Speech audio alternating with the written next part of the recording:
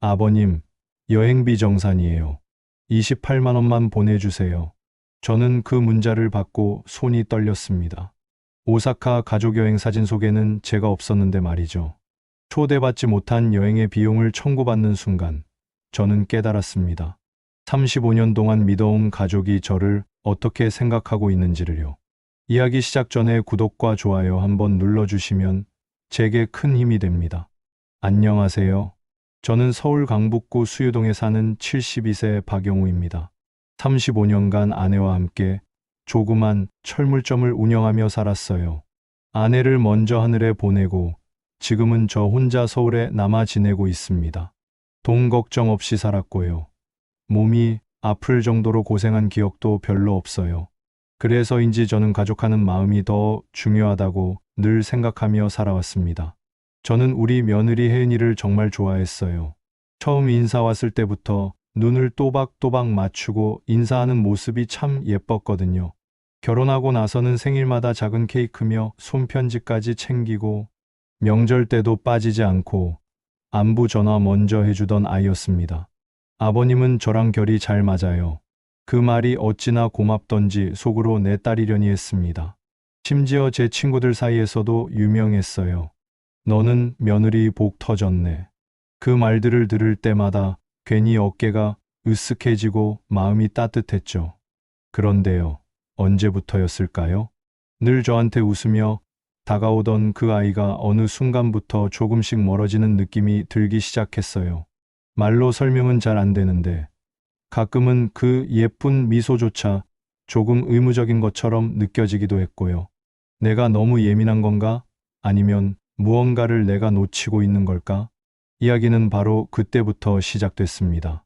제가 알지 못했던 진짜 가족의 얼굴을 보게 된 순간부터요. 그날은 평범한 목요일 오후였어요. 저는 집에서 텔레비전을 보고 있었습니다. 핸드폰에 단체 톡방 알림이 하나 떴어요. 우리 가족 톡방이었죠. 혜은이가 사진 한 장을 올렸더군요. 사진을 열어보는 순간 저는 숨이 멎는 줄 알았습니다. 오사카 도톤보리 앞에서 찍은 가족 사진이었어요. 혜은이, 제 아들 도현이, 손자 둘, 그리고 안사동까지 모두가 환하게 웃고 있었습니다. 그리고 밑에 이렇게 적혀 있었어요. 우리 가족 첫 해외여행. 너무 즐거웠어요. 저는 그 사진을 한참 동안 바라봤습니다. 1명, 2명, 3명, 5명이 있었어요. 그런데 저는 없었습니다. 가족이라고 했는데 저는 그 가족 안에 포함되지 않았던 거예요. 처음엔 제가 잘못 본 건 줄 알았습니다. 혹시 제가 사진을 찍었나 싶어서 다시 보니 다른 관광객이 찍어준 것 같았어요. 손자들이 할아버지 보세요 하며 손을 흔드는 모습도 보였습니다. 그 순간 깨달았어요. 이 아이들은 제가 아닌 외할아버지에게 손을 흔들고 있었던 거죠. 언제 다녀온 거지? 저는 기억을 더듬어 봤습니다. 지난주에 도연이가 전화했을 때 이런 말을 했었어요. 아버지, 이번 주말에는 일정이 있어서 못 갈 것 같아요. 그래, 바쁘겠지. 가족들하고 약속이 있거든요. 그때 가족들이라는 표현이 조금 이상했는데 그냥 넘어갔거든요. 이제야 그 의미를 알겠더군요. 가족들이라는 말 속에 저는 포함되지 않았던 겁니다. 핸드폰을 들고 있는 손이 떨렸어요. 35년 동안 철물점에서 구름 거친 손이 이렇게 떨린 적이 언제였던가 싶었습니다. 저는 혜은이에게 전화를 걸었어요. 혜은아, 여행 잘 다녀왔구나. 아, 네 아버님. 사진 보셨어요? 응, 봤다. 재미있었겠네. 네, 아이들이 너무 좋아했어요. 그리고 잠시 침묵이 흘렀습니다. 저는 용기를 내어 물어봤어요. 그런데 왜 나한테는 얘기 안 했니? 아, 그게 아버님은 해외여행 별로 안 좋아하실 것 같아서요. 내가 언제 그런 말 했니? 아니, 그냥 불편하실 것 같아서요. 불편하실 것 같아서. 그 말이 제 가슴을 찔렀습니다. 제가 언제 불편하다고 했던가요? 저도 손자들과 여행 가는 것을 얼마나 기다렸는데요. 다음에는 같이 가자. 네, 그럴게요. 하지만 그 네라는 대답 속에서 저는 진심을 느낄 수 없었습니다. 전화를 끊고 나서 저는 다시 그 사진을 봤어요. 정말 행복해 보였습니다. 모두들 진짜 가족같이 화목해 보였어요. 그런데 저만 빠져 있었어요. 그 순간 깨달았습니다. 나는 이 가족에서 식구가 아니라 남이 되어 있구나. 언제부터였을까요? 언제부터 제가 이렇게 소외되기 시작했을까요? 그날 밤 잠이 오지 않았습니다. 천장을 바라보며 생각했어요. 혹시 제가 뭘 잘못했을까? 며느리한테 서운한 일을 시켰을까? 하지만 아무리 생각해도 떠오르지 않았습니다. 오히려 저는 늘 조심스럽게 행동했거든요. 며느리가 불편해할까 봐서 말이에요. 그런데 결국 이런 결과가 되었네요. 다음 날 아침, 저는 아들 도연이에게 전화를 걸었습니다. 도연아, 아버지다. 네, 아버지. 여행 잘 다녀왔다면서? 아, 네. 아이들이 좋아했어요. 그런데 왜 아버지한테는 말 안 했니? 잠시 침묵이 흘렀습니다. 아버지, 그게, 뭐가 그게야? 혜은이가, 아버지는 해외여행 힘들어 하실 것 같다고 해서요. 내가 언제 힘들어 한다고 했니? 나도 가고 싶었다. 아, 죄송해요. 다음에는 꼭 같이 갈게요. 하지만 그 말도 진심으로 들리지 않았어요. 그저 저를 달래려는 말처럼 느껴졌습니다. 그날부터 저는 뭔가 이상하다는 생각이 들기 시작했어요. 단순히 여행에 초대받지 못한 게 아니라 뭔가 더 큰 그림이 있는 것 같았거든요. 저는 그때까지만 해도 이게 시작일 줄은 몰랐습니다. 여행 사진 사건 이후로 일주일이 지났어요. 저는 그 일을 잊으려고 노력했습니다. 혹시 제가 너무 예민하게 생각하는 건 아닌가 싶어서요. 그런데 그날 오후 혜은이에게서 문자가 왔습니다. 처음엔 별 생각 없이 문자를 열어봤어요. 그런데 그 내용을 보는 순간 저는 정말 충격을 받았습니다. 아버님 안녕하세요. 오사카 여행비 정산해 드릴게요. 총 168만 원이 나왔고 6명이 갔으니까 1인당 28만 원씩이에요. 아버님 목도 28만 원 계좌로 보내주시면 돼요. 저는 그 문자를 읽고 또 읽었습니다. 혹시 제가 잘못 이해한 건 아닌가 싶어서요. 하지만 아무리 봐도 명확했어요. 저를 초대하지도 않은 여행의 비용을 제게 청구하고 있었던 겁니다. 손끝이 떨렸어요. 이게 뭘까요? 저는 그 여행에 가지도 않았는데 왜 돈을 내야 하죠? 더 기가 막힌 건 그 문자 끝에 있는 웃음 이모티콘이었어요. 마치 당연한 일인 것처럼 아무렇지 않게 웃고 있는 그 이모티콘이 저를 더욱 화나게 했습니다. 저는 바로 도연이에게 전화를 걸었어요. 도연아, 아버지다. 네, 아버지. 방금 혜은이한테서 문자 받았는데 이게 뭔 소리니? 어떤 문자요? 여행비 정산하라는 문자 말이야. 내가 왜 가지도 않은 여행비를 내야 하니? 잠시 침묵이 흘렀습니다. 아, 그게요. 그게 뭐야? 혜은이가 아버지도 원래는 같이 갈 예정이었다고 계산에 넣었나 봐요. 무슨 소리야? 나는 초대받지도 못했잖아. 죄송해요. 제가 혜은이한테 말해볼게요.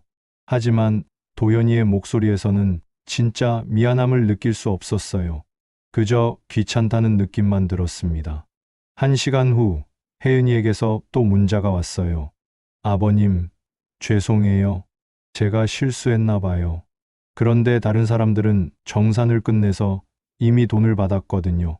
아버님을 빼면 다른 사람들이 돈을 또 내야 해서요.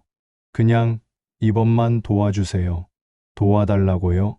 제가 뭘 도와달라는 걸까요? 저는 그 문자를 읽고 정말 화가 났습니다. 이건 실수가 아니었어요. 의도적이었다고요. 저를 처음부터 가족으로 생각하지 않았기 때문에 이런 일이 벌어진 거였습니다.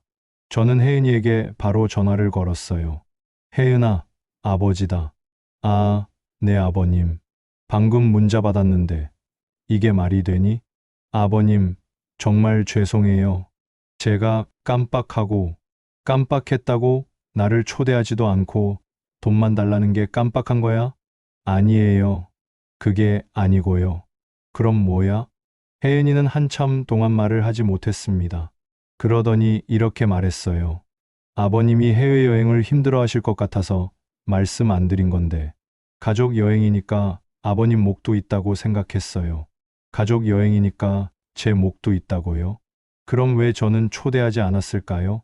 이 말이 얼마나 말이 안 되는지 혜은이는 모르는 걸까요? 혜은아, 너 지금 내가 바보라고 생각하니? 아니에요. 그런 게 아니에요. 그럼 뭐야? 가족이면 함께 가는 거 아니야? 돈만 내고 집에 있으라는 거야? 혜은이는 더 이상 대답하지 못했어요. 저는 그대로 전화를 끊어버렸습니다. 그날 밤 저는 잠을 이루지 못했어요. 계속 그 문자가 머릿속에 맴돌았거든요. 아버님 목도 28만 원 계좌로 보내주시면 돼요. 28만 원이 문제가 아니었어요. 저에게는 28만 원쯤 큰 돈이 아니거든요. 문제는 그 돈의 의미였습니다. 저는 그 여행에 가지도 않았는데 왜 돈을 내야 할까요? 이건 밥값이 아니었어요. 사람값이었습니다. 제가 이 가족에서 얼마나 가벼운 존재인지를 보여주는 돈이었어요. 초대는 하지 않으면서 돈만 달라고 하는 게 저를 어떻게 생각하고 있는지 너무 명확하게 보여줬습니다. 저는 돈을 보내지 않았어요. 그 문자에도 답장하지 않았습니다. 며칠 후 혜은이에게서 또 문자가 왔어요. 아버님, 바쁘셨죠? 괜찮아요. 여행비는 나중에 보내주셔도 돼요. 그리고 또 그 웃음 이모티콘이었어요. 그 이모티콘이 이제는 너무 가짜 같아 보였습니다. 마치 가면을 쓰고 웃는 것 같았어요. 그날부터 저는 혜은이를 다르게 보기 시작했습니다. 예전에는 그 아이의 모든 말과 행동이 진심으로 느껴졌는데, 이제는 의심스러워졌어요. 혹시 그동안의 친절도 다 가짜였을까요? 혹시 저를 이용하려는 마음이었을까요? 그 생각을 하니 더욱 서러워졌습니다. 저는 정말로 혜은이를 내 딸처럼 생각했거든요. 친구들 앞에서 자랑도 하고, 명절 때마다 기다리기도 했는데요. 그런데 그 아이에게 저는 돈만 내는 존재였던 거네요. 일주일 후 아들 도연이가 집에 왔어요. 아버지, 잘 지내셨어요? 응, 왔구나. 도연이 표정이 좀 어색해 보였어요. 아버지, 그 여행비 일은 정말 죄송해요. 됐다. 혜은이가 너무 미안해해요. 정말 실수였대요. 실수라고요? 저는 도연이를 바라봤습니다. 도연아, 너는 정말 그게 실수라고 생각하니? 네, 나를 초대하지도 않고 돈만 달라고 하는 게 실수냐고. 도연이는 대답하지 못했어요. 그 모습을 보니 답답했습니다. 제 아들이 이렇게 눈치 없는 사람이었나 싶어서요. 도연아, 내가 뭘 잘못했니? 아무것도 안 하셨어요. 그럼 왜 나만 빼고 여행을 갔니? 그게 혜은이가 또 혜은이 탓이었어요. 제 아들은 자기 생각이 있는 건지 없는 건지 모르겠더라고요. 아들아, 너는 누구 편이니? 아버지 편이죠. 그럼 왜 아버지 편에서 말하지 않았니? 왜 나만 빼고 여행을 갔니? 도연이는 한참 동안 말하지 못했습니다. 그러더니 이렇게 말했어요. 아버지, 죄송해요. 다음에는 꼭 같이 갈게요. 다음에는 꼭 같이 가자고요. 하지만 저는 그 말을 믿을 수 없었어요. 이미 한 번 배신당했는데 어떻게 믿겠어요? 그날 도연이는 일찍 집으로 갔습니다. 저는 혼자 남아서 생각했어요. 내가 이 가족에서 정말 필요한 존재일까? 아니면 그냥 돈만 되는 존재일까? 그런 생각이 들자 정말 서러웠습니다. 35년 동안 가족을 위해 살았는데 이런 대접을 받다니요. 하지만 이건 시작에 불과했습니다. 여행비 정산 사건 이후로 한 달 정도가 지났어요. 저는 그 일을 잊으려고 노력했습니다.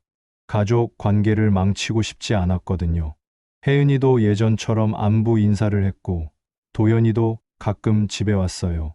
겉보기에는 평범한 일상이 돌아온 것 같았습니다. 하지만 저는 뭔가 달라진 걸 느꼈어요. 혜은이의 목소리 톤이 예전과 달랐거든요. 예전에는 정말 따뜻하고 친근했는데, 이제는 의무적인 느낌이었습니다. 마치 해야 하니까 하는 것 같았어요. 그런 와중에 그날 오후 혜은이에게서 전화가 왔습니다. 아버님, 안녕하세요. 응. 혜은아, 아버님, 요즘 어떻게 지내세요? 뭐, 그냥, 그렇지. 왜? 아무것도 아니고요. 그냥 걱정돼서요. 걱정이라고 했지만, 그 목소리에서는 진짜 걱정을 느낄 수 없었어요. 뭐가 걱정이니? 아버님이 혼자 계시잖아요. 혹시 뭔 일 있으면 어떡해요? 나는 멀쩡하다.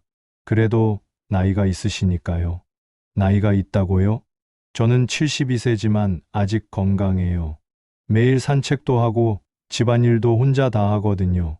그런데 왜 갑자기 나이 얘기를 꺼내는 걸까요? 혜은아, 나한테 왜 갑자기 그런 말을 하니? 아, 그냥요. 요즘 뉴스 보니까 혼자 사시는 어르신들이 위험한 일 많이 당하시잖아요.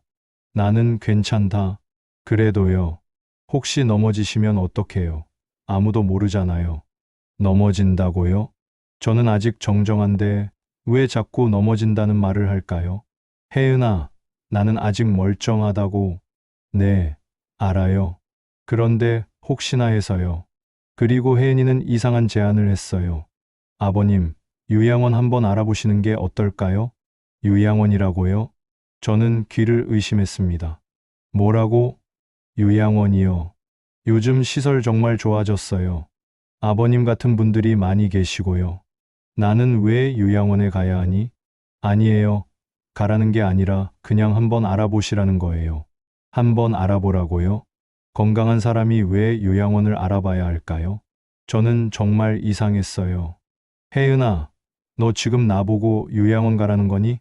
아니에요. 그런 게 아니에요. 그냥 혹시나 해서요. 혹시나가 뭐야? 나중에 필요하실 수도 있잖아요. 나중에 필요할 수도 있다고요? 저는 지금 건강한데 왜 나중 얘기를 하는 걸까요? 혜은아, 나는 아직 건강하다. 요양원 갈 이유가 없어. 네, 알아요. 그런데요. 혜은이는 말을 멈췄다가 이렇게 말했어요. 아버님이 혼자 계시면 저희도 걱정돼요. 저희도 걱정된다고요? 그럼 자주 찾아오면 되는 거 아닌가요? 왜 요양원 얘기를 하는 걸까요? 혜은아, 걱정되면 자주 와. 그게 저희도 바쁘잖아요. 바쁘다고요. 결국 저를 돌보기 귀찮다는 얘기네요. 그래서 요양원에 보내려는 거고요. 저는 그제야 혜은이의 진짜 속마음을 알 것 같았어요. 혜은아, 너 지금 나를 짐으로 생각하니? 아니에요. 왜 그런 말씀을 하세요? 그럼 왜 요양원 얘기를 하니? 정말 아버님을 위해서예요. 혼자 계시면 위험해요. 위험하다고 또 그러네요. 저는 72년을 살아왔는데 지금까지 잘 살지 않았나요? 왜 갑자기 위험하다고 하는 걸까요? 혜은아, 나는 혼자서도 잘 산다. 네, 그건 알아요. 그런데 만약에요. 만약에라고 하면서 계속 불안하게 만드네요. 저는 이 대화가 정말 이상했어요. 알겠다. 나중에 생각해 볼게. 네, 아버님. 링크 하나 보내드릴게요. 정말 좋은 곳이에요. 링크를 보내준다고요? 벌써 준비해둔 게 있다는 얘기네요. 전화를 끊고 나서 정말 기분이 나빴어요. 며칠 후 혜은이에게서 문자가 왔어요. 요양원 상담 링크와 함께 이런 메시지였어요. 아버님, 여기 정말 좋은 곳이에요. 한 번만 상담받아 보세요. 저희가 같이 가드릴게요. 아버님도 마음 편하실 거예요. 마음 편하다고요? 저는 지금도 마음 편한데 왜 요양원에 가야 마음이 편해질까요? 저는 그 링크를 클릭해 봤어요. 정말 좋은 시설이더라고요. 깨끗하고 프로그램도 많고 직원들도 친절해 보였어요. 하지만 저는 왜 그곳에 가야 하는지 이해할 수 없었습니다. 저는 아직 혼자서도 충분히 잘 살 수 있거든요. 그런데 왜 자꾸 요양원을 권하는 걸까요? 그 이유를 곰곰 생각해 보니 답이 나왔어요. 저를 집에서 내보내고 싶은 거였습니다.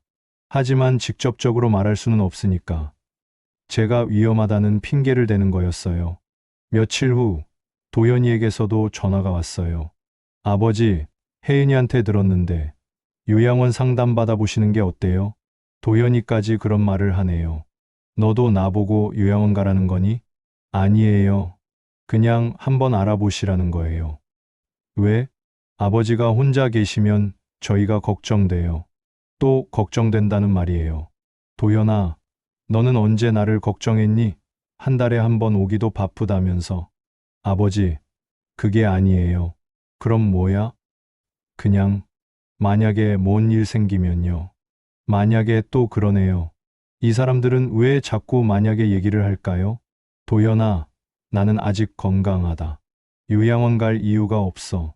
네, 알아요. 그런데 미리 알아두시면 좋잖아요. 미리 알아두라고요?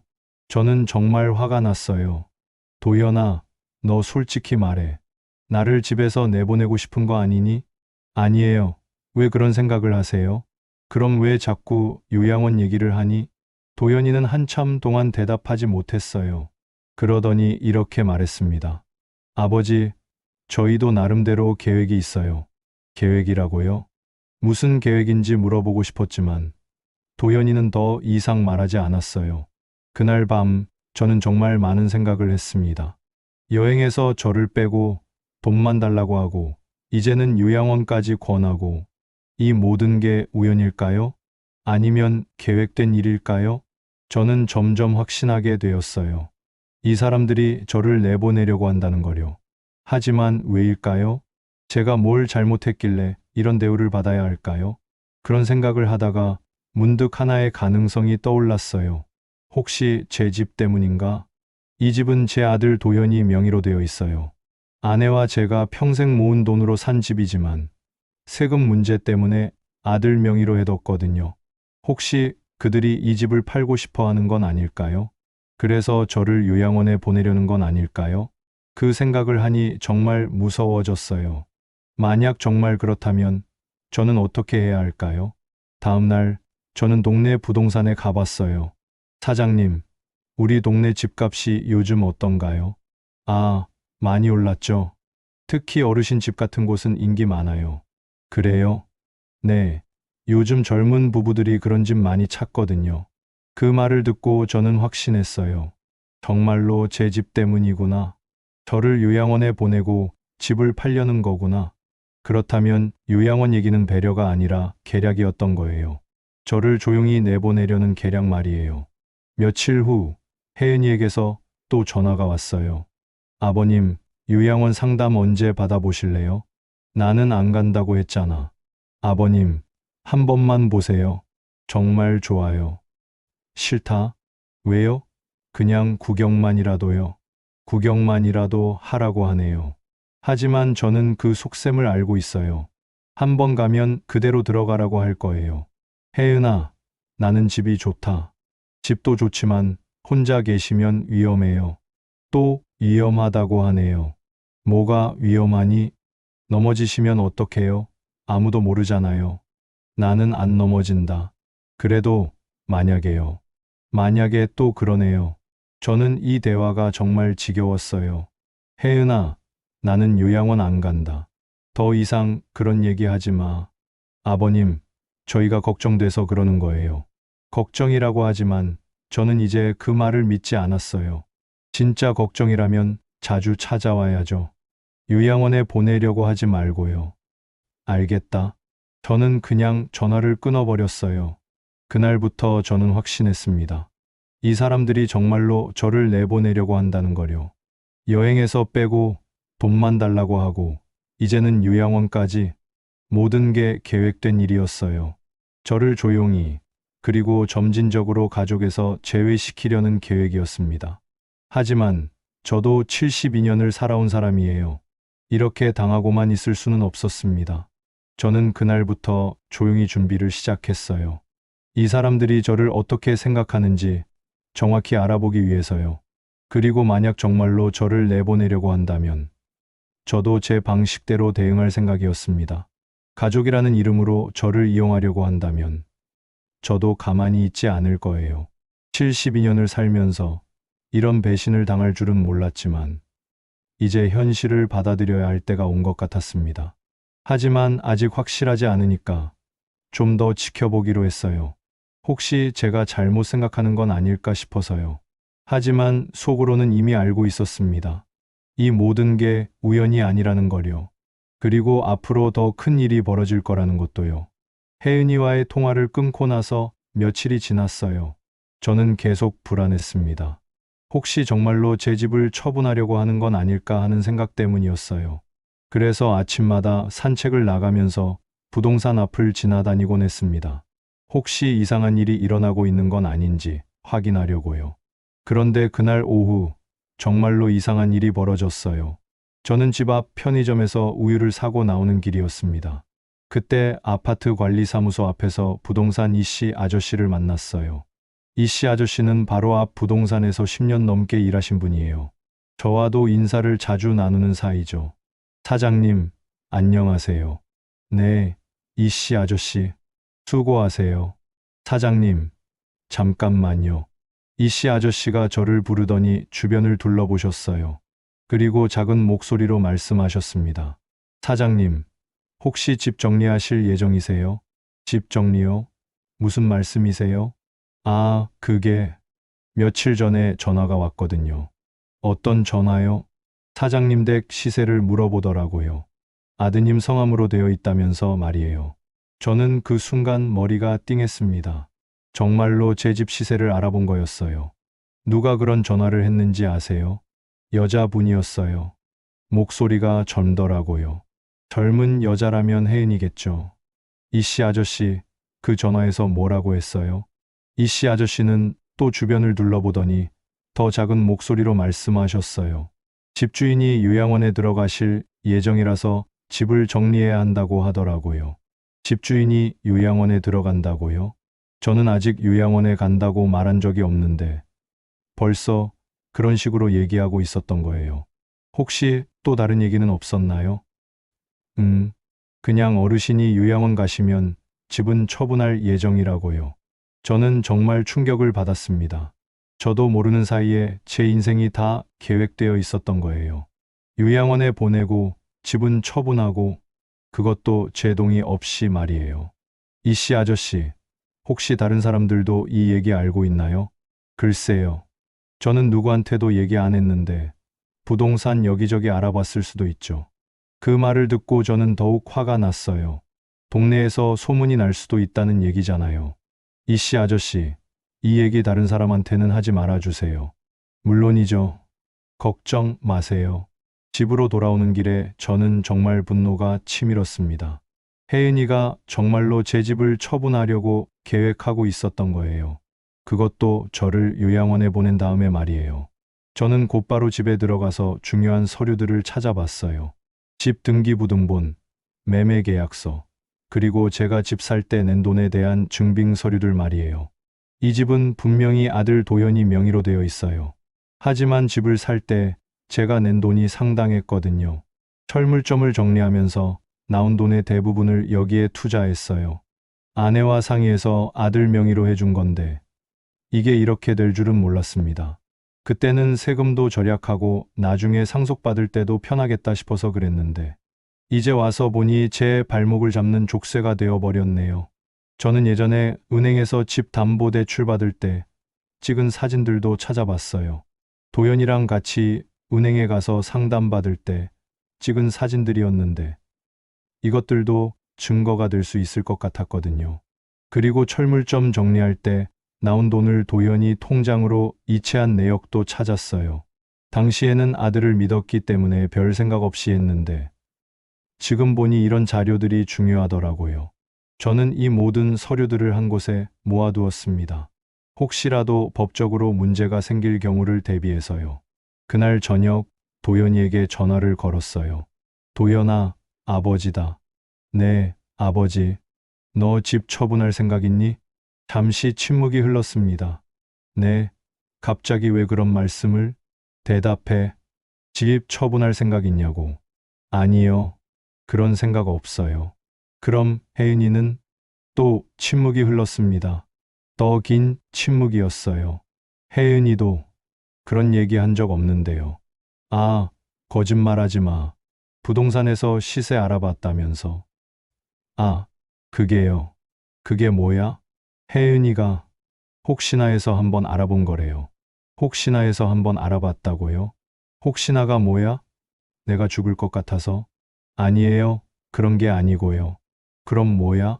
도연이는 한참 동안 말하지 못했어요. 그러더니 이렇게 말했습니다. 아버지가 요양원 가시면 집이 비잖아요. 요양원 가면 집이 빈다고요? 도연아, 나는 아직 요양원 간다고 안 했는데. 네. 그런데 나중에 가시게 되면요. 나중에 가게 되면이라고요. 벌써 제가 요양원에 갈 거라고 확정하고 있네요. 아, 솔직히 말해. 너희는 나를 어떻게 생각하고 있니? 아버지를 아버지로 생각하고 있어요. 그럼 왜 내 동의도 없이 집 시세를 알아보니? 죄송해요. 혜은이가 그냥 또 혜은이 탓이에요. 제 아들은 정말 주체성이 없는 건지 아니면 혜은이 편만 드는 건지 모르겠어요. 도연아, 이 집이 누구 집이니? 아버지 집이죠. 그럼 내 허락 없이 왜 이런 일을 하니? 정말 죄송해요. 앞으로는 안 그럴게요. 앞으로는 안 그러겠다고 하지만 저는 믿을 수 없었어요. 이미 한 번 배신당했는데 어떻게 믿겠어요? 도연아, 나는 이 집에서 계속 살 거야. 네, 알겠어요. 그리고 요양원도 갈 생각 없어. 네. 도연이의 대답이 힘없이 들렸어요.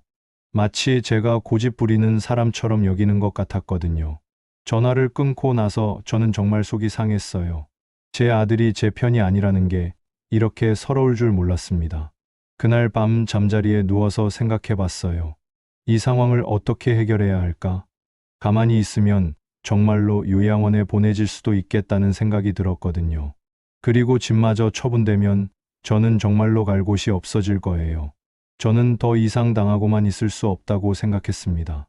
이제 제대로 대응해야 할 때가 온 것 같았어요. 다음 날 아침, 저는 중요한 결정을 내렸습니다. 혜은이와 직접 만나서 이 모든 것에 대해 확실하게 짚고 넘어가기로 한 거예요. 더 이상 전화로 얘기할 일이 아니라고 생각했거든요. 얼굴을 보고 똑똑히 따져야 할 때가 온 것 같았습니다. 다음 날 오전, 저는 혜은이에게 문자를 보냈어요. 혜은아, 오늘 시간 있니? 잠깐 만나자. 1시간 후에 답장이 왔습니다. 아버님, 오늘은 일정이 있는데요. 중요한 얘기가 있다. 30분만 시간 내라. 무슨 일이세요? 만나서 얘기하자. 집 앞 카페로 와. 잠시 후 혜은이에게서 전화가 왔어요. 아버님, 혹시 무슨 일 있으세요? 목소리가. 아니다. 그냥 만나자. 알겠어요. 몇 시에 갈까요? 지금 당장. 지금요? 응, 지금. 저는 더 이상 미룰 생각이 없었어요. 하루라도 빨리 이 일을 정리하고 싶었거든요. 카페에 도착해서 구석진 자리에 앉았습니다. 그리고 가방에서 중요한 봉투를 하나 꺼냈어요. 어제 밤새 준비한 증거, 자료들이 들어있는 봉투였습니다. 30분 후, 혜은이가 카페에 들어왔어요. 평소보다 화장을 진하게 한 것 같았고, 표정도 좀 경직되어 보였습니다. 아버님, 안녕하세요. 앉아. 혜은이는 제 맞은편에 앉았어요. 그리고 제가 테이블 위에 놓은 봉투를 쳐다봤습니다. 아버님, 그게 뭐예요? 잠깐만. 저는 잠시 혜은이를 바라봤어요. 이 아이가 정말로 저를 속이고 있었는지 확인해 보려고요.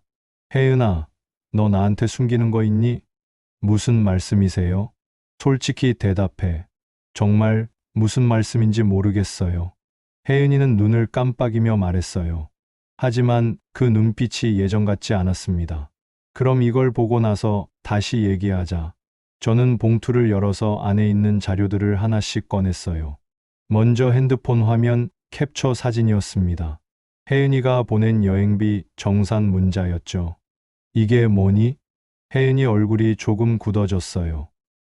아, 그때 실수한 거. 실수? 다음으로 요양원 상담 링크가 담긴 문자 캡처를 꺼냈어요. 이것도 실수니? 아버님. 그 다음엔 이씨 아저씨가 해준 얘기를 메모한 종이었어요. 부동산에서 집 시세 문의했다는 내용이었죠. 이것도 실수겠지? 혜은이는 이제 아무 말도 하지 못했어요. 얼굴이 점점 창백해지더라고요.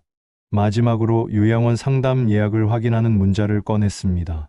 제 이름으로 예약이 되어 있다는 내용이었어요. 혜은아, 이게 다 우연이니? 혜은이는 한참 동안 말을 하지 못했어요. 손을 떨고 있는 게 보였습니다. 아버님, 제가 설명드릴게요. 설명해봐. 정말로 아버님을 위해서 한 거예요. 나를 위해서? 네. 아버님이 혼자 계시면 위험하잖아요. 또 위험하다는 얘기네요. 혜은아, 나를 위해서라면 왜 나한테 물어보지 않았니? 그게 왜 내 허락도 없이 이런 일들을 진행했니? 혜은이는 대답하지 못했어요. 저는 목소리를 조금 높였습니다. 혜은아, 솔직히 말해. 너는 나를 어떻게 생각하고 있니? 아버님으로 생각하고 있어요. 거짓말하지 마. 아버지라고 생각하는 사람한테 이런 짓을 하니? 정말이에요. 그럼 왜 나를 초대하지도 않은 여행비를 청구했니? 그건 실수였어요. 왜 내 동의 없이 요양원 상담 예약을 잡았니? 걱정돼서요. 왜 내 집 시세를 알아봤니? 이번에는 혜은이가 대답하지 못했어요. 혜은아, 대답해. 그건 나중에 필요할 수도 있어서요. 나중에 필요할 수도 있어서라고요. 언제 필요하니? 내가 죽으면? 아니에요. 그럼 언제? 아버님이 요양원 가시면요. 저는 정말 화가 났어요. 혜은아, 나는 요양원 간다고 한 적 없어. 하지만 나중에는 뭐야? 너희가 나를 보낼 거라는 얘기야? 혜은이는 더 이상 대답하지 못했어요. 저는 테이블을 가볍게 쳤습니다. 혜은아, 솔직히 말해. 너희는 나를 정리하려고 하고 있는 거 아니야? 정리가 뭐예요? 나를 요양원에 보내고 집은 처분하고 그래서 너희가 편하게 살려는 거 아니야? 혜은이 눈에 눈물이 고이기 시작했어요. 아니에요. 정말 그런 게 아니에요. 그럼 뭐야? 이 모든 게 다 우연이야? 아버님을 정말 걱정해서 그런 거예요. 걱정? 저는 혜은이를 똑바로 바라봤습니다. 혜은아, 걱정하는 사람이 돈을 청구하니? 허락도 없이 상담 예약을 잡니? 죄송해요. 죄송하다고 끝날 일이 아니야. 저는 잠시 숨을 고르고 말했어요. 혜은아, 이제 확실히 하자. 네? 너는 나를 어떻게 생각하고 있는지 솔직히 말해. 혜은이는 한참 동안 고민하더니 이렇게 말했어요. 아버님, 저희도 살아야 해요. 저희도 살아야 한다고요. 그게 무슨 말이니? 아버님 혼자 계시면 저희가 신경 써야 하잖아요. 신경 써야 한다고요. 결국 저를 신경 쓰는 게 부담이라는 얘기네요. 그래서 나를 요양원에 보내려고 하는 거야?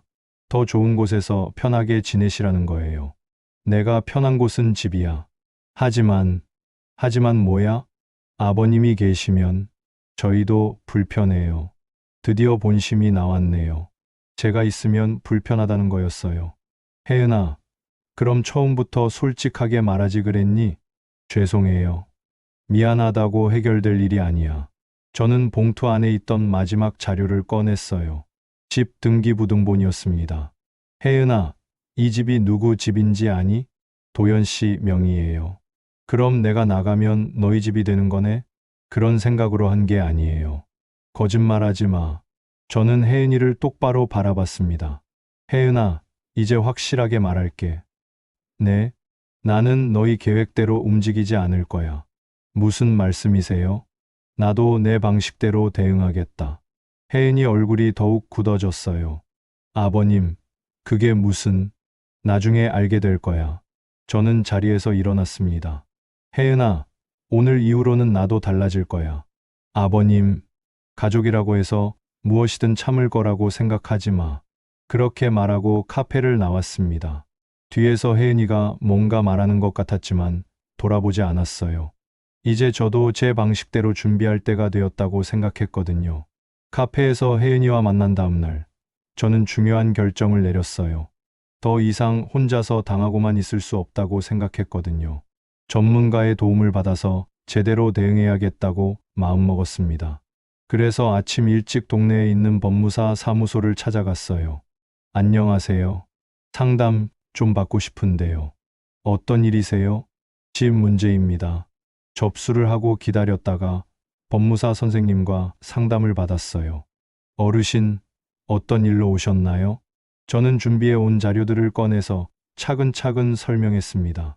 집이 아들 명의로 되어 있지만 제가 돈을 많이 댔다는 것, 며느리가 제 동의 없이 집 처분을 알아보고 있다는 것, 그리고 저를 요양원에 보내려고 한다는 것까지요. 법무사 선생님은 제 말을 끝까지 들어보시더니 고개를 끄덕였어요. 요즘 이런 사례가 많아요. 어르신들이 선의로 자식 명의로 집을 해줬는데 나중에 문제가 생기는 경우 말이에요. 그럼 어떻게 해야 할까요? 일단 어르신께서 이 집에 기여한 부분을 증명할 수 있는 자료들이 필요해요. 저는 미리 준비해 간 서류들을 보여드렸어요. 철물점 정리하면서 나온 돈을 아들 통장에 이체한 내역, 은행에서 대출 상담받을 때 찍은 사진들, 그리고 집 구입 당시의 여러 자료들이었죠. 이 정도면 충분해 보이네요. 어르신께서 이 집 구입에 상당한 기여를 하셨다는 걸 증명할 수 있을 것 같아요. 그럼 어떻게 하면 될까요? 먼저 주택 매각 금지 가처분을 신청하는 게 좋겠어요. 이렇게 하면 어르신 동의 없이는 집을 팔 수 없게 됩니다. 주택 매각 금지 가처분이라고요. 처음 들어보는 말이었지만 중요해 보였어요. 그게 어떻게 되는 건가요? 법원에 신청해서 이 집을 함부로 처분하지 못하게 하는 거예요. 어르신께서 이 집에 권리가 있다는 걸 보전하는 방법이죠. 얼마나 걸리나요? 긴급한 경우니까 빨리 처리될 거예요. 일주일 정도면 결과가 나올 것 같은데요. 법무사 선생님은 친절하게 절차를 설명해 주셨어요. 그리고 나중에는 증여 취소나 부당이득 반환 소송도 생각해 볼 수 있어요. 어르신께서 내신 돈을 되찾는 방법들 말이에요. 증여 취소에 부당이득 반환 소송까지. 복잡한 말들이었지만 희망이 보였어요. 비용은 얼마나 들까요? 가처분 신청 비용이 50만 원 정도 들고요. 나중에 소송을 하게 되면 추가 비용이 있을 거예요. 하지만 어르신 경제 상황을 고려해서 법률구조공단의 도움도 받을 수 있을 것 같아요. 법률구조공단이라는 것도 있다니 몰랐던 사실이에요. 선생님, 그럼 지금 당장 시작할 수 있을까요? 네, 물론이죠. 오늘 바로 서류 준비해서 내일 신청하겠습니다. 저는 그날 모든 절차를 시작했어요. 법무사 사무소에서 나와서 집으로 돌아가는 길에 마음이 한결 가벼워진 것 같았어요. 드디어 제대로 대응할 수 있는 방법을 찾은 것 같았거든요. 하지만 집에 도착해서 보니 도연이가 와 있었어요. 아버지, 어디 갔다 오세요? 그냥 좀 나갔다 왔다. 아버지, 어제 혜은이한테 무슨 말씀하신 거예요? 역시 혜은이가 도연이에게 얘기했나 보네요. 별말 안 했는데 혜은이가 많이 상처받았다고 하던데요.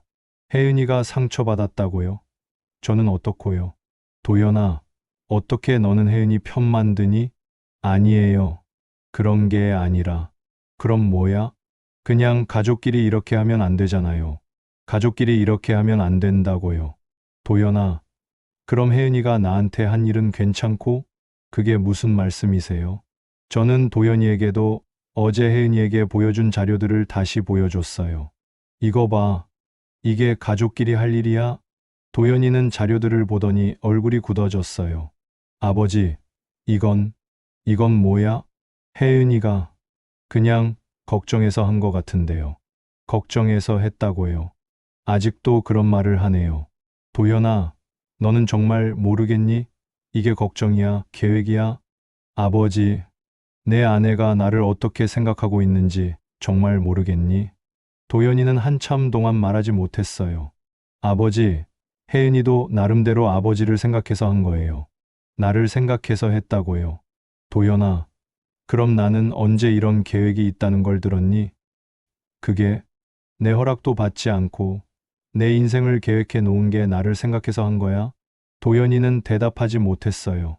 저는 한숨을 쉬고 말했습니다. 도연아, 나도 이제 내 방식대로 하겠다. 무슨 말씀이세요? 오늘 법무사 사무소에 다녀왔다. 도연이 얼굴이 확 변했어요. 법무사요? 왜요? 이 집 문제 때문이야. 아버지, 그럴 필요까지는. 도연아, 너희가 내 동의 없이 이런 일들을 벌였잖아. 죄송해요. 앞으로는 안 그럴게요. 이미 늦었어. 나도 나를 보호해야겠더라. 도연이가 당황한 표정으로 물어봤어요. 무슨 절차를 하신 건가요? 주택 매각 금지 가처분 신청했다. 네, 이제 내 허락 없이는 이 집을 팔 수 없어. 도연이는 완전히 당황한 것 같았어요. 아버지, 저희는 집을 팔 생각이 없어요. 혜은이가 부동산의 시세 알아본 건 뭐야? 그건 그냥 궁금해서 한번. 거짓말하지 마. 다 증거가 있어. 저는 법무사 선생님이 정리해 주신 서류들을 보여줬어요. 이제 법원에서 처리할 거야. 도연이 얼굴이 창백해졌어요. 아버지, 이렇게까지 하실 필요가 있나요? 도연아, 너희가 먼저 시작한 일이야. 저희는 그냥이 아니야. 계획적으로 한 거잖아. 도연이는 더 이상 변명하지 못했어요. 도연아, 나는 이제 더 이상 가만히 당하지 않을 거야. 아버지, 너희가 나를 어떻게 생각하든 상관없어. 나는 내 권리를 지킬 거야. 도연이는 한참 동안 서 있다가 이렇게 말했어요. 아버지, 정말 죄송해요. 미안하다고 해결될 일이 아니야. 그럼 어떻게 해야 해요? 너희가 알아서 해. 도연이는 결국 아무 말도 못하고 집을 나갔어요. 그 다음날 법무사 사무소에서 연락이 왔어요. 어르신, 가처분 신청 접수됐습니다. 언제 결과가 나올까요? 빠르면 이번 주 안에 나올 것 같아요. 그리고 며칠 후 정말로 법원에서 연락이 왔습니다. 박영호 어르신, 주택 매각 금지 가처분 신청이 인용됐습니다. 인용됐다는 말을 듣는 순간 제 가슴이 뛰었어요. 드디어 제 집을 지킬 수 있게 된 거예요. 그럼 이제 어떻게 되는 건가요? 등기부등본에 가처분 등기가 올라갑니다. 이제 어르신 동의 없이는 집을 처분할 수 없어요. 정말 다행이었어요. 이제는 혜은이와 도연이가 마음대로 집을 팔 수도 없게 된 거죠. 법원에서 가처분 결정문을 받아온 날, 저는 정말 기분이 좋았어요. 접수 완료라는 도장이 찍힌 서류를 보니 마음이 든든했거든요. 그런데 그날 오후, 뜻밖의 전화가 걸려왔어요. 안녕하세요. 이곳은 강북구 노인보호기관입니다. 노인보호기관이라고요? 네, 안녕하세요. 박영호 어르신 맞으시죠? 네, 맞습니다. 어르신께서 최근에 가족과 갈등이 있으셨다고 들었는데요. 어떻게 알았을까요? 누가 그런 말을 했나요? 법원에서 가처분 신청 내용을 보고 연락드린 겁니다. 혹시 도움이 필요하시면 저희가 지원해 드릴 수 있어요. 노인보호기관에서 도움을 줄 수 있다니 처음 알았어요. 어떤 도움을 받을 수 있나요? 가족이 어르신을 대상으로 부당한 요구를 하거나 강제로 시설에 보내려고 할 때 법적 보호를 받을 수 있습니다. 정말 다행이었어요. 이런 기관이 있다는 것도 몰랐었는데요. 그럼 한번 상담받아 보고 싶어요. 네, 내일 오전에 직원이 찾아뵙겠습니다. 다음날 노인보호기관에서 김 사회복지사님이 찾아왔어요. 어르신, 안녕하세요. 네, 수고하세요. 김 사회복지사님은 제 상황을 자세히 들어보시더니 고개를 끄덕였어요. 요즘 이런 경우가 정말 많아요. 자식들이 부모님을 시설에 보내고 재산을 처분하려고 하는 경우 말이에요. 그럼 어떻게 해야 할까요? 어르신께서 이미 법적 조치를 취하신 건 잘하신 일이에요. 그리고 저희가 추가로 도움드릴 수 있는 게 있어요. 어떤 도움인가요? 만약 가족이 어르신을 강제로 시설에 보내려고 하면 즉시 연락 주세요. 저희가 현장에 나가서 보호 조치를 취할 수 있어요. 현장에 나가서 보호 조치를 취할 수 있다고요. 정말 그런 게 가능한가요? 네, 노인복지법에 따라 가능합니다. 그리고 필요하면 임시보호 조치도 받을 수 있어요. 김 사회복지사님은 제게 비상연락처가 적힌 카드를 주셨어요. 어르신, 언제든 위험하다고 느끼시면 이 번호로 연락 주세요. 24시간 상담 가능해요. 정말 고맙습니다. 그리고 어르신, 혹시 가족들이 협박하거나 위협하면 바로 신고하세요. 협박이나 위협이요. 설마 그런 일까지야. 어르신, 재산 문제가 얽히면 가족도 달라져요. 조심하세요. 김 사회복지사님 말씀을 들으니 조금 무서워지기도 했어요. 하지만 동시에 든든하기도 했습니다. 이제 저를 도와줄 사람들이 있다는 걸 알았으니까요.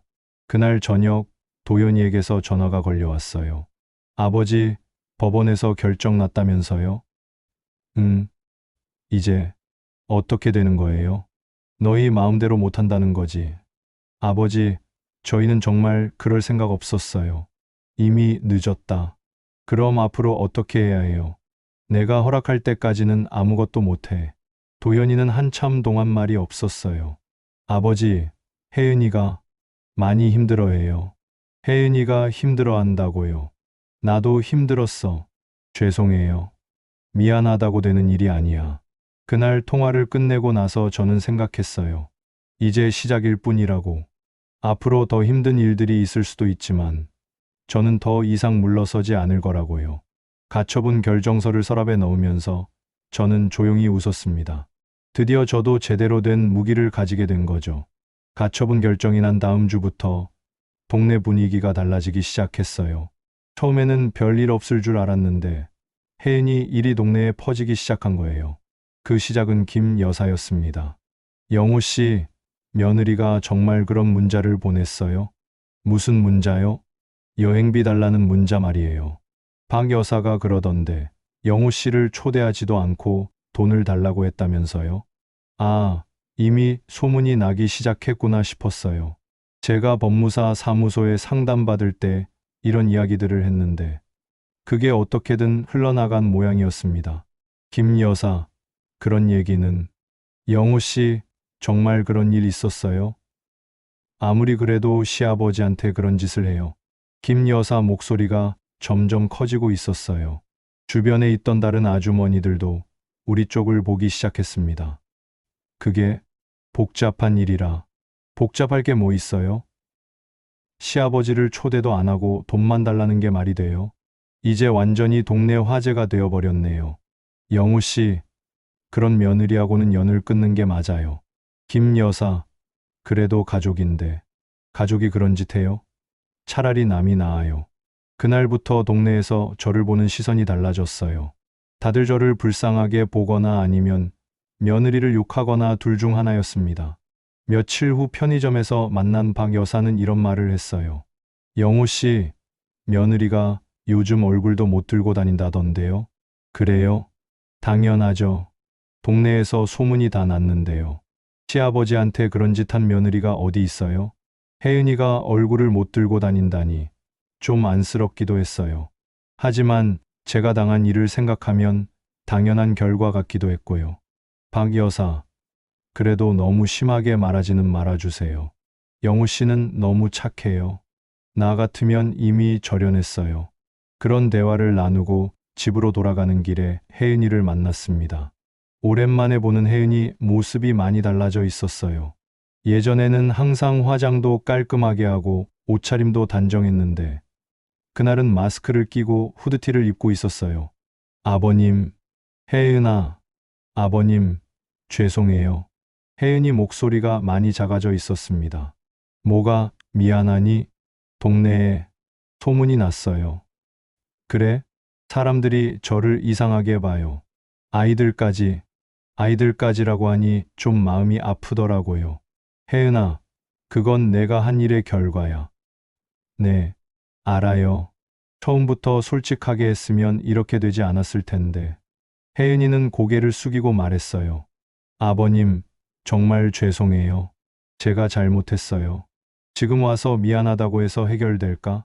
그래도 용서해 주세요. 용서해 달라고 하네요.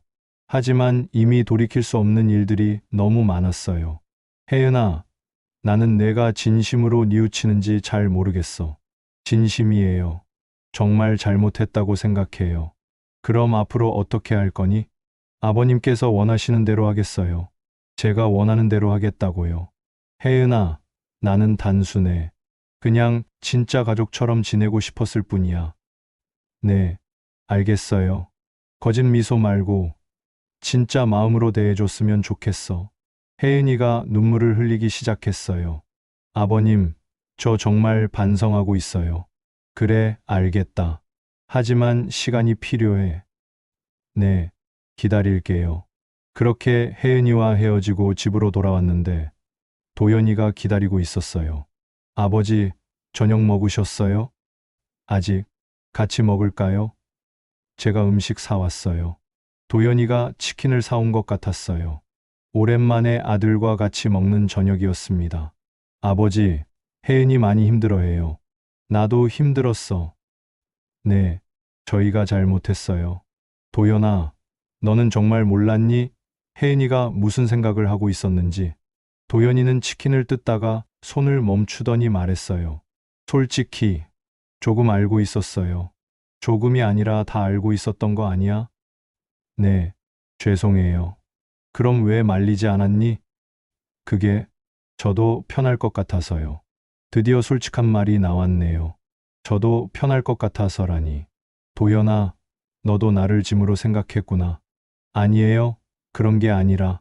그런 게 아니면 뭐야? 도연이는 한참 동안 말하지 못했어요. 그러더니 이렇게 말했습니다. 아버지, 저희도 저희 생활이 있잖아요. 저희 생활이 있다고요. 아, 그럼 아버지는 너희 생활에 방해되는 존재야?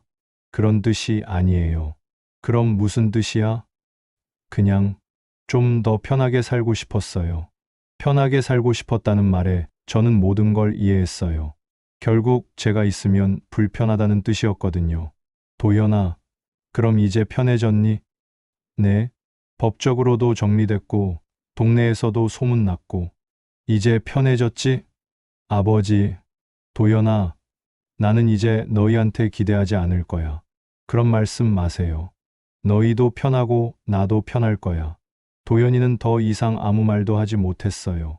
그날 밤 도연이가 돌아간 후 저는 혼자 앉아서 생각했어요. 이제 정말 끝났구나. 가족이라고 믿었던 사람들과의 관계도, 그동안 품었던 기대도 모든 게 끝났구나. 하지만 이상하게 마음이 후련했어요. 더 이상 눈치 볼 필요도 없고 가짜 미소에 속을 필요도 없으니까요. 몇 주 후 법원에서 최종 결정이 났다는 연락이 왔어요. 어르신, 권리 보전 필요성을 인정한다는 최종 판결이 났습니다. 권리 보전 필요성을 인정한다고요. 그럼 이제 완전히 끝난 건가요? 네. 이제 어르신 동의 없이는 절대 집을 처분할 수 없습니다. 정말 다행이었어요. 드디어 제 집을 완전히 지킬 수 있게 된 거죠. 그날 저녁 혜은이에게서 문자가 왔어요. 아버님, 판결 소식 들었어요. 저희가 잘못했어요. 앞으로는 정말 조심하겠어요. 하지만 이미 늦었어요. 신뢰라는 건 한번 깨지면 다시 회복하기 어려운 법이거든요. 저는 그 문자에 답장하지 않았어요. 더 이상 할 말이 없었으니까요. 그 대신 새로운 계획을 세우기 시작했습니다. 이제 정말로 저 혼자만의 삶을 살아보자고 마음먹었거든요. 법원 판결이 나고 한 달 후, 저는 큰 결정을 내렸어요. 그 집을 떠나기로 한 거예요. 법적으로는 제가 그 집에서 계속 살 권리를 얻었지만, 마음으로는 더 이상 그곳에 있고 싶지 않았거든요. 너무 많은 상처와 배신의 기억이 남아있는 곳이었으니까요. 그래서 동네에서 조금 떨어진 곳에 있는 작은 연립주택을 구했습니다. 2층 집이었는데 1층만 임대하는 곳이었어요. 방 2개의 작은 부엌, 그리고 마당이 조금 있는 집이었습니다. 남들이 보기에는 좀 작고 오래된 집일지 몰라도 저에게는 세상에서 가장 편안한 공간이 될 것 같았어요. 이사하는 날 도연이가 도와주러 왔어요. 아버지, 정말 이사하시는 거예요? 응, 결정했어. 그냥 그 집에서 계시면 안 돼요? 도연아, 나는 이제 새로 시작하고 싶어. 하지만 그 집이 아버지 집인데. 법적으로는 그래. 하지만 마음으로는 이미 아니야. 도연이는 더 이상 말하지 못했어요. 이삿짐을 옮기면서 저는 많은 물건들을 버렸어요. 35년 동안 모아둔 것들 중에 정말 필요한 것만 가져갔습니다. 혜은이가 생일 때마다 준 선물들도 다 버렸어요. 이제는 그런 것들을 보고 있을 마음이 없었거든요. 새 집에 도착해서 짐을 정리하는데 정말 홀가분한 기분이 들었어요. 작지만 제 마음대로 꾸밀 수 있는 공간이 생긴 거잖아요. 아버지, 여기서 혼자 괜찮으시겠어요? 걱정 마. 나는 원래 혼자 있는 거 좋아해. 그래도, 도연아, 너도 이제 편하게 살아. 아버지, 나도 편하게 살고 싶어. 도연이는 결국 아무 말 하지 못하고 돌아갔어요. 그날 밤 새 집에서 보낸 첫날 밤이었는데 정말 오랜만에 편안하게 잠들었습니다. 더 이상 누구 눈치 볼 필요 없이 제 마음대로 살 수 있다는 생각에 마음이 가벼웠거든요. 다음날 아침 일찍 일어나서 부엌에서 차를 끓였어요. 작은 부엌이었지만 햇살이 잘 들어와서 참 따뜻했습니다. 주전자에서 피어오르는 김을 보면서 생각했어요. 이제 진짜 내 삶이 시작되는구나. 며칠 후 동네를 둘러보다가 경로당을 발견했어요. 어르신 자원봉사자 모집이라는 안내문이 붙어 있더라고요. 저는 별 생각 없이 들어가서 물어봤어요. 자원봉사 어떻게 하는 건가요? 어르신, 어떤 봉사를 하고 싶으세요? 글쎄요. 뭐든 도움이 되는 일이면 좋겠어요. 그럼 혼자 사시는 어르신들 식사 도우미는 어떠세요? 혼자 사시는 어르신들 식사 도우미라니 재미있을 것 같았어요. 네, 그걸로 해보겠습니다. 그렇게 자원봉사를 시작하게 되었어요. 일주일에 3번 경로당에 나가서 혼자 사시는 어르신들과 함께 밥을 먹고 이야기를 나누는 일이었습니다. 처음에는 어색했는데 시간이 지나면서 점점 재미있어졌어요. 저와 비슷한 처지의 어르신들이 많이 계셨거든요. 영호 씨, 가족들 안 만나요? 가끔 만나죠. 하지만 자주는 안 만나요. 저도 그래요. 자식들 바쁘다고 하니까 뭐라고 하겠어요. 그래도 이렇게 같이 밥 먹으니까 좋네요. 맞아요. 혼자 먹는 밥보다 훨씬 맛있어요. 그런 대화들을 나누면서 저는 깨달았어요. 꼭 가족이 아니어도 따뜻한 관계를 만들 수 있다는 것을요. 자원봉사를 시작한 지 2달 정도 지났을 때 경로당에서 명찰을 하나 주셨어요.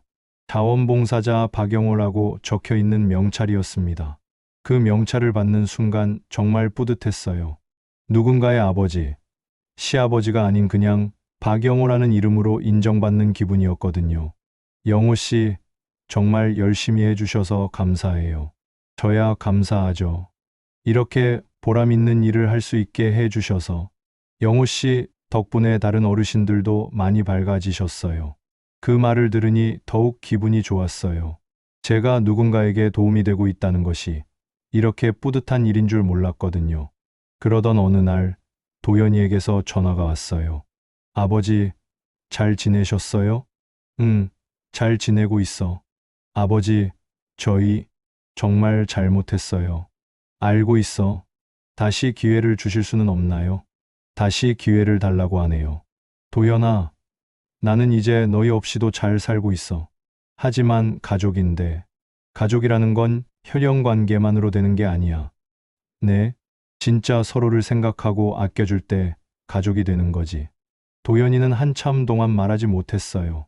도연아, 너희는 나를 진짜 가족으로 생각한 적이 있니? 있어요. 언제? 항상. 거짓말하지 마. 나를 가족으로 생각했다면 그런 일들을 할 수 있었겠니? 도연이는 대답하지 못했어요. 도연아, 나는 이제 새로운 가족을 만들었어. 새로운 가족이요. 경로당에서 만난 어르신들. 진짜 가족처럼 지내고 있어. 아버지, 너희도 너희끼리 행복하게 살아. 나도 내 방식대로 살 테니까. 그렇게 말하고 전화를 끊었어요. 그날 저녁 작은 부엌에서 혼자 저녁을 준비하면서 생각했어요. 정말 많은 일들이 있었구나. 하지만 결국 이 모든 일들이 저를 더 단단하게 만들어준 것 같아요. 예전에는 가족이라는 이름에 기대어 많은 것을 참고 넘어갔지만 이제는 저 자신을 지킬 줄 알게 되었거든요. 주전자에서 김이 올라오는 걸 보면서 저는 웃었습니다.